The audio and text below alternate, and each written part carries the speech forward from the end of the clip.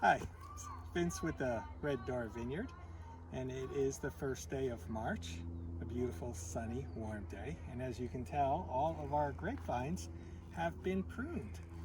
So pruning is one of the key ways that we tend the vines.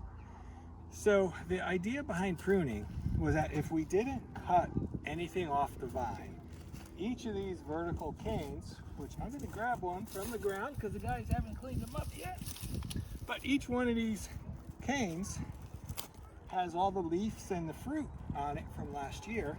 And if we didn't do anything, the vine will send forth new growth anywhere on this cane and grow further away from the roots because it just wants to spread its seed as far and wide as it possibly can. So we intervene and we kind of control that, and we try and wake up the vines in time, in a time frame that we like. So pruning, what we do is spur pruning. When we cut off the dead wood, the vine goes into self-preservation mode and it's going to send forth new growth. And we always try and give the vine just 2 options to send forth that new growth. 2 options per spur. So a little bit of vine anatomy. We have our trunk, our 2 lateral cordons, because we do a bilateral cordon trellis system is what we have.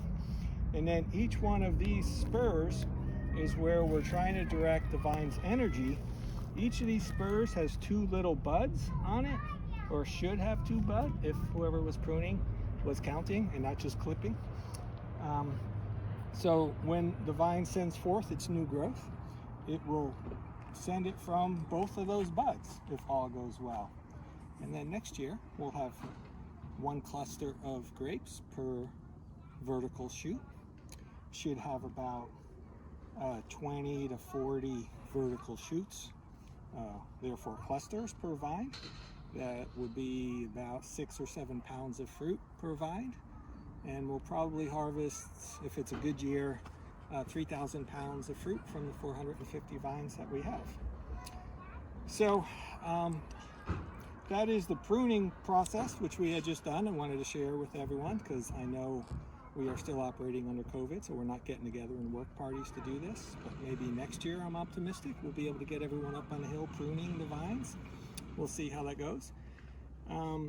But the other thing with pruning that works really well, it's very symbolic for me. I like the mythology of wine, and blood, Christ's blood and red wine just goes in our cup every week that we do the sacrament.